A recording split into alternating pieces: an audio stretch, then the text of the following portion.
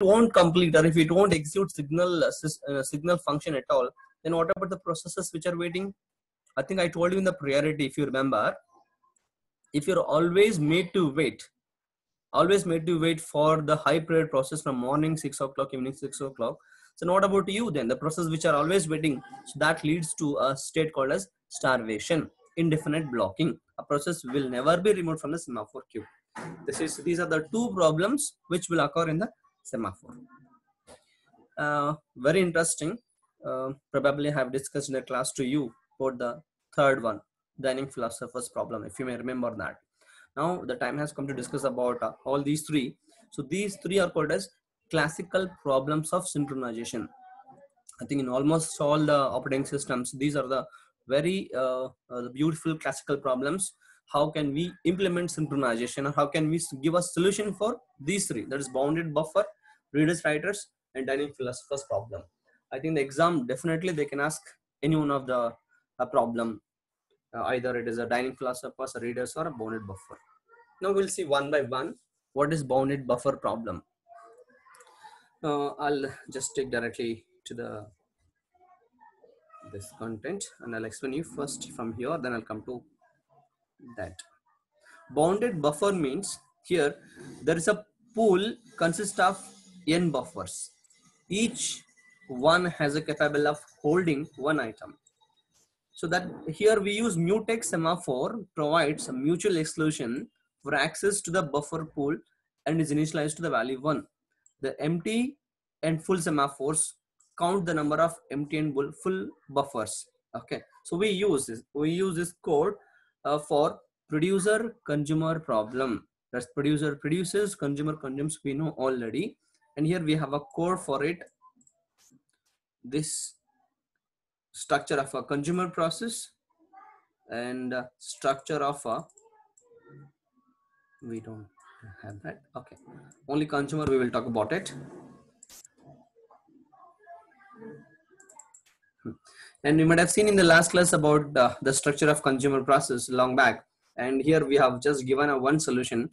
How can we solve that? Because it was leading to some wrong answers. I think we had seen already in the S4 and S5 statements in the race condition where the count value is leading, it was giving to the wrong answer like a 6 and a 4. So now we can overcome that by using bounded buffer.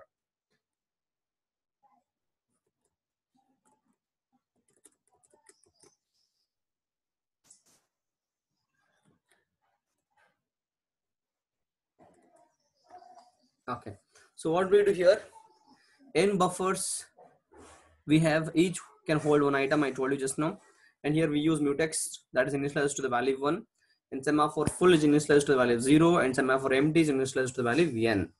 Okay, and we just now have shown you the same process in from the other soft copy of the textbook. Structure of a producer and structure of a consumer, both we can show here.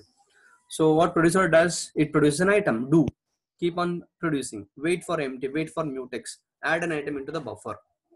And again here we use wait and a signal. That means wait is going to use for what purpose? Wait is used to keep on checking whether the process is waiting for a critical section or not.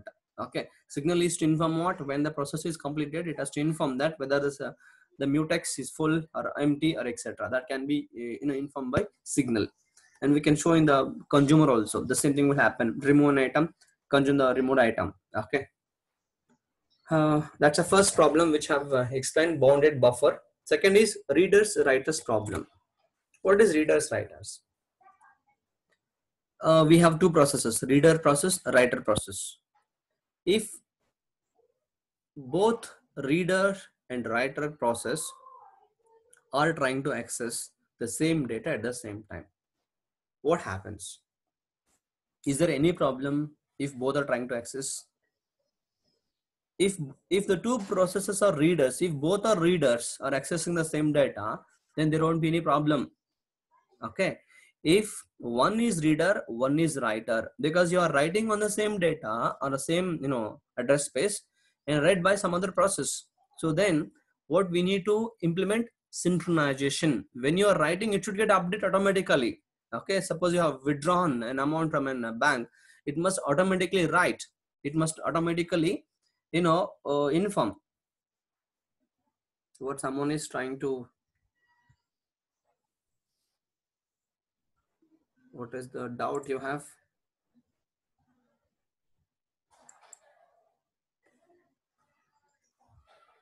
Is my voice is audible?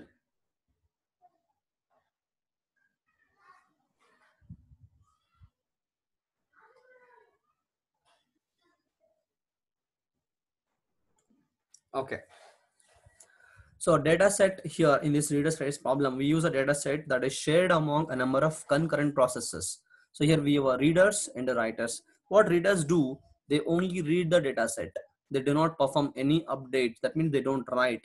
Writers can both read and write. That means writers process can perform both read and write. Readers are only meant for reading the data. They don't perform anything here. The problem here, when you allow multiple readers to read at the same time, only one single writer can access the shared data at the same time. So that means when there are multiple readers, writers, when they are trying to perform on the same data, then the problem occurs. So the shared data here, how can we implement? Data set, and the data semaphore mutex is initialized to 1, write is initialized to 1, and read count is initialized to 0. And we can show you in a slide how can we implement this writer process. Look at here in the slide. So we can implement the writer process in this fashion, and what we can make other process to wait for the writer process to complete the operation, then only you can read. Otherwise, at the same time, both the processes, the readers and the writers, cannot access the same data at the same time. It's not possible. Only when you're allowed, if all are readers, then no problem. If writer is there or writer is there, then we need to wait until the write function is completed first, then we can read it. Okay, that's what this slide says. Structure of a reader process, look at here. Weight of mutual exclusion, increment the read count. The read count is equal to 1, wait for the write. Okay, signal, here we call again, call back again, give it to the function. Reading is performed. If the write is completed here, okay, then reading is, wait for the write to.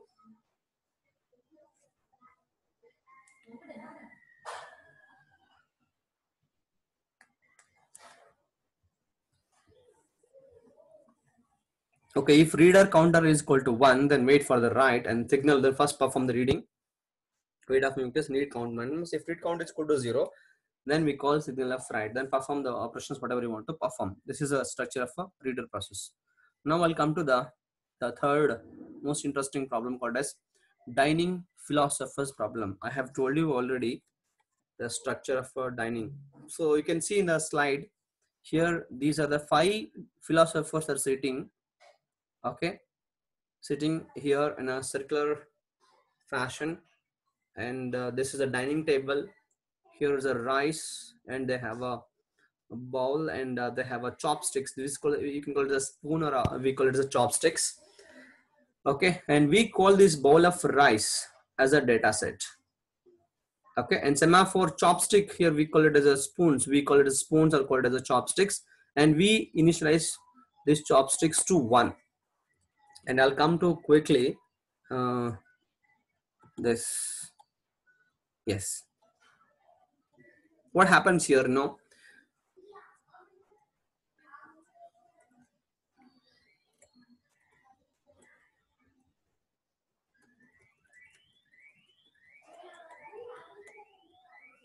so in this dining philosophers, when a philosopher thinks, he or she can interact with her colleagues. From time to time, a philosopher, definitely he or she gets hungry and tries to pick up 2 chopsticks. I think I told you already, when they want to perform the eating operations, when they feel hungry, when they want to eat, then they pick up 2 chopsticks which are closest to them. Okay, and a philosopher may pick up only 1 chopstick at a time.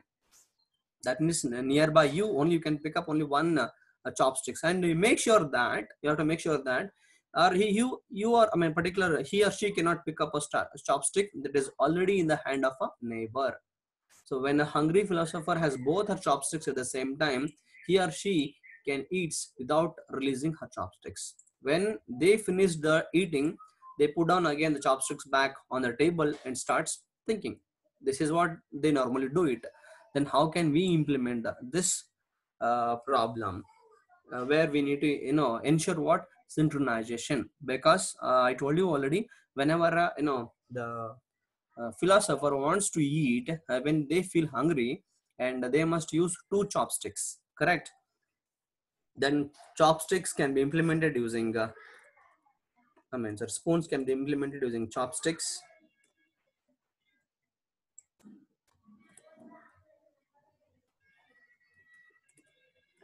right? You can see here. And how can we implement with the code structure of a philosopher? So do wait for a chopsticks and make sure this, when you get a nearby, that's the second statement says you that if you get a chopsticks nearby you, closer by you, then only you can perform eat. When you complete, call the signal function and says that is you have done a job of eating, again go for thinking. This is what the code to implement the philosophers. Okay, that can be shown here. I mean, they have asked many of the times in the question paper and you have to write. I'll show you here.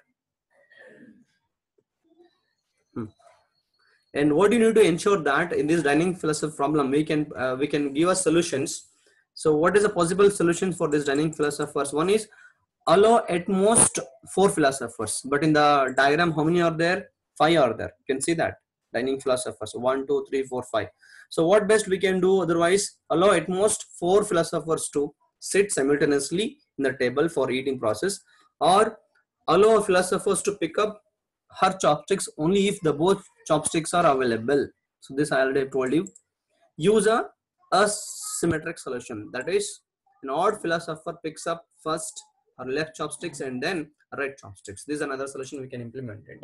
Okay, so this is the solution for a dynamic philosopher's problem. I repeat again, dynamic philosopher problem is the one where the 5 philosophers are sitting circularly using in a dining table, and their job is to eat and think.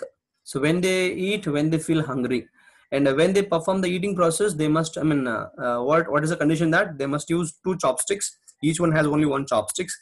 And how can you select the chopsticks closest to you? Based on the particular chopstick should be freely available. All right, I think I'll stop here because these are the 3 problems you need to study once again. Okay, and I'll come to the next is monitors in the next class, and I'll quickly go back to what and all I discussed. Okay, today I discussed about semaphores. All right, so what is semaphore? It's an integer value which uses 2 operations, wait and a signal. So wait lets the process to wait. A signal is to inform that when the process is implemented or completed its execution in the critical section. So we have 2 types, counting and a binary, and we can implement this semaphore using wait and signal. I told you already, and it leads to one problem called as busy waiting. And, we can implement this busy without no busy waiting. Okay, using waiting queue which has 2 values, 2 entries, value and a pointer. It can perform 2 operations, block and a wake up, that I have shown here in the diagram. Okay, and the 2 problems leads to using this semaphore, deadlock and a starvation. So then some 3 problems which we discussed, some 3 classical problems of synchronization. One is bounded buffer. That means there is a pool of buffer. In each buffer has a capacity to hold 1 item, and when you want to implement a producer consumer problem for this particular case, then you must ensure that it must give a correct answer. That's called as the count value. Okay, we have discussed. Then readers writers problem. So if when the 2 process, one is reader, other is a writer, so both cannot perform at the same time. So what you can do, you can allow only writer to perform first, then you can allow the reader to read, or make first sure that reader has complete, then you can call the writers. Both cannot access at the same time. That we can implement it in this slide. And just now I discussed about dynamic philosopher's problem, and this can be implemented using this semaphores. They asked many times in the question paper. Okay, we'll stop because automatically your Zoom exits after 40 minutes. I think almost we are reaching to the 40 minutes. Let me not take other slide and do not make in between. So I'll stop now. We'll come back again tomorrow at the same time at 11:10 something like that, and we'll again continue with the next class. Okay, thank you.